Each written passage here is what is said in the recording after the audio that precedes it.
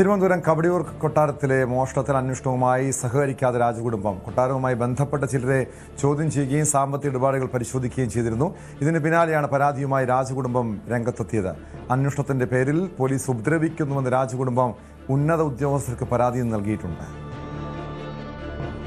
സാരംഗ് സുധാകരൻ ചേർന്നു വിവരങ്ങളുമായി. സാരംഗ്, കവടിയാർ കൊട്ടാരത്തിലെ മോഷണ വിവരം പുറത്തു വന്നത് പോലും സംഭവം നടന്ന് മാസങ്ങൾക്ക് ശേഷമാണ്, അതായത് രാജകുടുംബം പരാതി നൽകിയത്. ഇപ്പോൾ പോലീസ് ഉപദ്രവിക്കുന്നുവെന്ന രീതിയിലുള്ള പരാതിയും രാജകുടുംബം ഉന്നയിക്കുന്നുണ്ടല്ലോ. ഇവരെന്തുകൊണ്ടാണ് ഈ അന്വേഷണവുമായി സഹകരിക്കാത്തത്? കാരണം യഥാർത്ഥത്തിൽ ഈ കള്ളനെ ഈ സ്വർണം മോഷ്ടിച്ചിട്ടുണ്ടെങ്കിൽ, കാരണം കോടികൾ വിലമതിക്കുന്ന സ്വർണമാണ്, അമൂല്യ വസ്തുക്കളാണ്, അത് മോഷ്ടിച്ചിട്ടുണ്ടെങ്കിൽ അത് കട്ടവരെ കണ്ടെത്തേണ്ടതല്ലേ? ടോം, തീർച്ചയായും. കാരണം ഈ ഒരു വിഷയത്തിൽ തുടക്കം തൊട്ട് തന്നെ വലിയ രീതിയിലുള്ള ദുരൂഹത നിലനിന്നിരുന്നു. കാരണം കഴിഞ്ഞ വർഷം നവംബറിലാണ് ഈ മോഷണം നടന്നു എന്ന് കുടുംബം ആരോപിക്കുന്നത്. ആ സമയത്ത് ബാംഗ്ലൂരിലേക്ക് പോകുന്നതിന് തൊട്ട് മുൻപ് ഈ ആഭരണങ്ങൾ അലമാരയിൽ കണ്ടതായി കുടുംബാംഗങ്ങൾ തന്നെ പറയുന്നു. അതിനുശേഷം പരിശോധിച്ചപ്പോൾ ആഭരണങ്ങൾ കണ്ടില്ല എന്നായിരുന്നു പോലീസ് നൽകിയ വിവരം. അങ്ങനെ നോക്കുകയാണെന്നുണ്ടെങ്കിൽ ഇത്രയും മാസത്തെ ഒരു കാലതാമസം എന്തുകൊണ്ടുണ്ടായി? അപ്പോൾ നൽകുന്ന വിശദീകരണമാണ് ഈ കുടുംബാംഗങ്ങൾക്കിടയിൽ തന്നെ കൈമാറി പോയിട്ടുണ്ടോ എന്ന കാര്യത്തിലടക്കം ഒരു വ്യക്തത വരേണ്ടത് കൊണ്ടാണ് ഈ പരാതി നൽകാൻ വൈകിയതെന്നായിരുന്നു കുടുംബത്തിന്റെ വിശദീകരണം. പക്ഷേ അതിൽ പോലീസ് അത്ര തൃപ്തരല്ല. കാരണം 2 കോടി വിലമതിക്കുന്ന സ്വർണ്ണാഭരണങ്ങൾ, മാത്രമല്ല അതിന് അമൂല്യമായ പുരാവസ്തു മൂല്യം കൂടി കണക്കാക്കുമ്പോൾ അത് ഇതിനപ്പുറത്തേക്ക്, ഈ ഒരു മൂല്യത്തിനപ്പുറത്തേക്ക് കാര്യങ്ങൾ എത്താനുള്ള സാധ്യതയുണ്ട്. മാത്രമല്ല വലിയ രീതിയിലുള്ള ഈ ഒരു നഷ്ടം അത് കൃത്യമായി പുറം ലോകം അറിയാതിരുന്നത് എന്തുകൊണ്ട് പോലീസിൽ അറിയിച്ചില്ല എന്നടക്കമുള്ള ചോദ്യങ്ങൾ ഇപ്പോഴും നിലനിൽക്കുന്നുണ്ട്. ഇത്രയും വൈകി മാത്രമായിരുന്നു. അതിലും തുടക്കത്തിൽ പരാതി നൽകിയത് പോലീസിന്റെ തന്നെ അനൌദ്യോഗികമായ അന്വേഷണം, അല്ലെങ്കിൽ ഒരു കംപ്ലൈന്റ് രജിസ്റ്റർ ചെയ്യാതെ തന്നെ ഒരു അന്വേഷണം നടത്തണമെന്നായിരുന്നു ആവശ്യം. പക്ഷെ അത് പോലീസ് അംഗീകരിക്കാതെയോടെയാണ് സിറ്റി പോലീസ് കമ്മീഷണർക്ക് പരാതി നൽകുകയും തുടർന്ന് ക്രൈംബ്രാഞ്ചിന് ഈ ഒരു പരാതി കൈമാറുകയും ചെയ്തത്.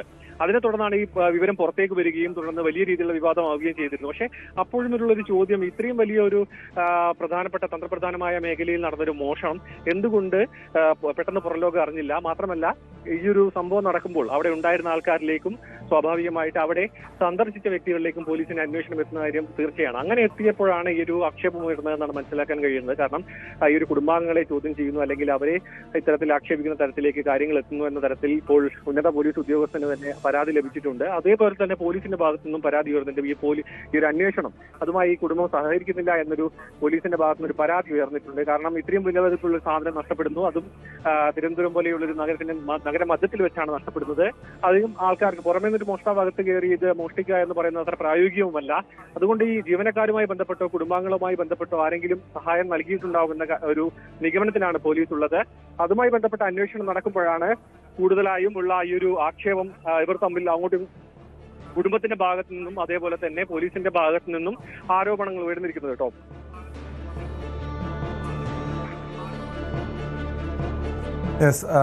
സാരംഗ്, ഇത് പോലീസിന് അന്വേഷണം പുരോഗമിക്കുന്നുണ്ട്. പ്രത്യേക അന്വേഷണ സംഘമാണ് ഈ കവർച്ചാ കേസ് അന്വേഷിക്കുന്നത്. എന്തെങ്കിലും ആരെങ്കിലും കുറിച്ച് സൂചനകളുണ്ടോ? കാരണം പല സംശയങ്ങളുണ്ടായിരുന്നു. രാജകുടുംബത്തിലെ ജീവനക്കാരാകാം, സന്ദർശകരാകാം. ഇതിനു മുൻപത്തെ CCTV അടക്കം പരിശോധിച്ചു കഴിഞ്ഞാൽ അത്ര എളുപ്പമാണോ കാര്യങ്ങൾ? പോലീസിന് എന്തെങ്കിലും കേസുമായി ബന്ധപ്പെട്ട എന്തെങ്കിലും തുമ്പ് ലഭിച്ചിട്ടുണ്ടോ? സോമ, പ്രധാനമായും അന്വേഷണം കേന്ദ്രീകരിക്കുന്നത് ഈ ഒരു കൊട്ടാരത്തിലെ ജീവനക്കാരുടെയും ഒപ്പം തന്നെ സന്ദർശകരുടെ ലിസ്റ്റും കേന്ദ്രീകരിച്ചുകൊണ്ടാണ്. കാരണം നിരവധി യൂട്യൂബർമാർ അടക്കമുള്ളവർ ഈ കൊട്ടാരത്തിലേക്ക് എത്തുകയും രാജകുടുംബാംഗങ്ങളുടെ ഇന്റർവ്യൂ അടക്കം നടത്തിയിട്ടുണ്ടെന്നാണ് ലഭിക്കുന്ന വിവരം. അവരെ അടക്കം കേന്ദ്രീകരിച്ചുകൊണ്ടാണ് ഇപ്പോൾ അന്വേഷണം നടക്കുന്നത്. കാരണം സാധാരണക്കാർക്ക് അത്ര അകത്തേക്ക് കയറാനുള്ള ഒരു പെർമിഷനോ അനുവാദമോ കാര്യങ്ങളോ ഒന്നുമില്ലാത്ത ഒരു കൊട്ടാരമാണ്. അതുകൊണ്ട് തന്നെ ഒരു എങ്ങനെ വന്നവരുടെയും ഒപ്പം തന്നെ ഇവിടെ ജോലിക്ക് നിന്നിട്ടുള്ള ജീവനക്കാരുടെയും അടക്കം വിശദാംശങ്ങളാണ് ഇപ്പോൾ പോലീസ് അന്വേഷിച്ച് വന്നിരുന്നത് തുടക്കം തൊട്ട് തന്നെ. പിന്നെ ശാസ്ത്രീയമായിട്ടുള്ള തെളിവുകൾ അത് ശേഖരിക്കുന്നതിൽ പരിമിതികളുണ്ട്. കാരണം ഇത് വളരെ മാസങ്ങൾക്ക് മുൻപ് നടന്നൊരു സംഭവമായതുകൊണ്ട് തന്നെ ഫോറൻസിക് തെളിവുകൾക്ക് ഒരു പരിമിതിയുണ്ട്. അപ്പോഴും CCTV തെളിവുകളാണ് കൂടുതൽ പോലീസ് കേന്ദ്രീകരിക്കുന്നത്. പക്ഷേ ഇത്രയും, അതായത് ഈ 2 കോടി വിലമതിക്കുന്ന അമൂല്യ ആഭരണങ്ങൾ, അതും കൊട്ടാരത്തിനകത്ത് നിന്ന് അലമാരയിൽ നിന്ന് മോഷണം പോവുക, അതിൽ കൃത്യമായി കുടുംബത്തിന്റെ ഭാഗത്ത് ഒരു അനാസ്ഥ ഉണ്ടാവുക, അതാര് കൊണ്ടുപോയി, അതായത് പുറമെ നിന്നൊരാൾ വരാതെ അകത്തുനിന്ന് ഒരാളുടെ സഹായം ലഭിക്കാതെ കൊണ്ടുപോയതിലടക്കം വലിയ ദുരൂഹത ഇപ്പോഴും നിലനിൽക്കുന്നുണ്ട്. ഈ ഒരു ദുരൂഹത നീക്കുവാനാണ് ഇപ്പോൾ ക്രൈംബ്രാഞ്ചിന്റെ നീക്കം നടക്കുന്നതെന്നാണ് മനസ്സിലാക്കാൻ കഴിയുന്നത്. എന്ത് തന്നെയായാലും ഈ ഒരു വ്യക്തികളെ കേന്ദ്രീകരിച്ചുകൊണ്ടുള്ള അന്വേഷണമാണ് ഇപ്പോൾ പുരോഗമിക്കുന്നത് കേട്ടോ.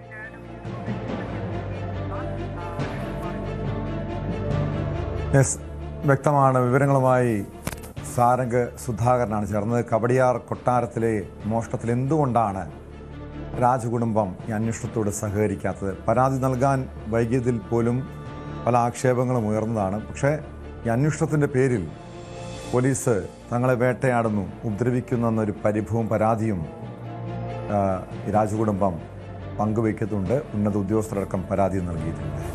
സ്പോട്ട് ലൈവ് പൂർണ്ണമാകുന്നു. നമസ്കാരം. കൂടുതൽ വാർത്തകൾക്ക് news 18 Keralam YouTube channel subscribe ചെയ്യുക.